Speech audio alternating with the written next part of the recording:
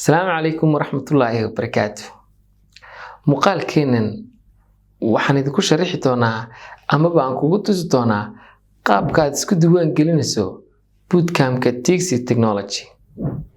Haddaba si aad u ogaato qaabka iyo hanaanka la isku diiwaan gelinayo bootcamp-ka isla markaasina aad uga mid noqoto ardayda qaadan doonta bootcamp-ka daawo muuqaalkan. Okay, si aad isku diiwaan geliso marka koowaad waxaad la soo bixi doontaa browserka kugu jira computerkaaga kabacdi waxaad ku qori doontaa tixi.com qaab noocan ay kugu soo baxaysaa.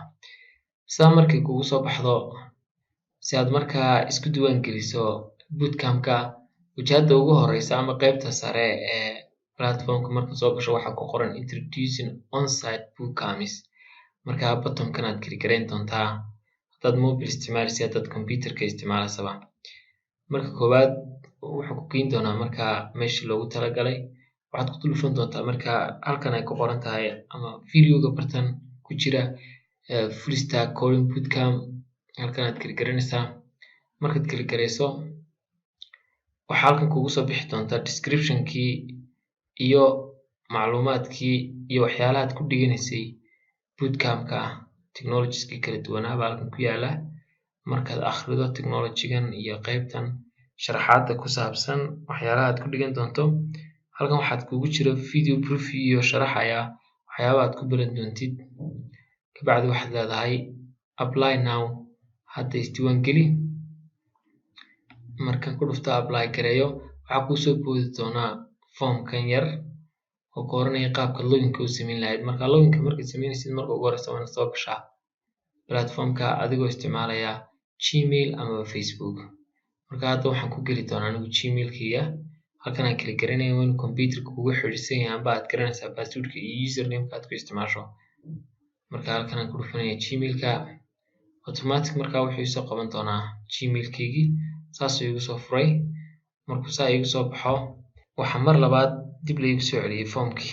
Kabacdi si aan u codsano button-kan aan mar kale ku dhufan doonaa apply now ay ku qoran tahay. Halkan markaa qofka waxaa laga doonayaa marka ugu horeysa inuu soo codsado bootcamp-ka inuu dhigan karo iyo in kale. Markaa foomkan aad soo buuxbuuxin doontaa. Halkan waxaad ku qori doontaa magacaaga koowaad, magacaaga labaad, halkanna magacaaga dhexdaad ku qori doontaa. Tusaalahan oo kale waxaan ku qori doonaa Axmed. Waxaan leenahay last name kasoo qaad Axmed Cali. Halkanna waxaan leenahay abdi saasaan ugu soo qornay. Kabacdi halkan waxaad gender-kaaga ka dooro male or female ka tahay. Halkan telephone number-kaaga baad gelin doontaa. Telephone number-kaaga marka aad soo diiwaan geliso waxaad halkan ka dooranaysaa qaabkaad markaa doonaysid inaad xiisada u soo xaadirto. Waxaad doonaysaa method-kaad ku dhiganaysid ma inaad online ku dhigato mise inaad offline ku dhigato. haddaad prefer garaynaysaa amba aad jeceshahay inaad online ku dhigato halkan aad tigta saaraysaa. Hadhow waxaa lagugu soo saari doonaa inaad online ku baranayso. Marka halkaasaan tigta saaraya imika online. Haddaan online ku dhigan weyn haddii aanan offline ku dhiganayn Hargeysa joogana waan iman karaayo waan soo gaari karaayo goobta lagu dhiganayo offline-ka ah. Tigta ma saaray doona halkan waxaan iska leeyahay apply. Kabacdina saasaan codsigayga ku dhiibtay. Marka gadaal baa lagala soo xiriiri doonaa imika waad apply garaysid saxa. Hadhow baa lagula soo xiriirayaa telephone number-kaaga lagaa soo wici doonaa iyo technologies-ka kale aad isticmaashidba. Qaabkaasaad markaa isku diiwaan gelinaysaa una codsanaysaa marka ugu horeysa.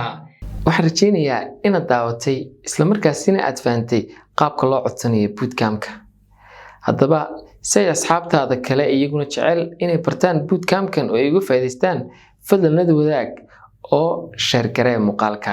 Wixii macluumaad iyo faahfaahin dheeraad ah ee la xiriira qaabka wax loo dhiganayo fadlan la xiriir telefoonada iyo ciwaanada shaashada kaaga muuqda.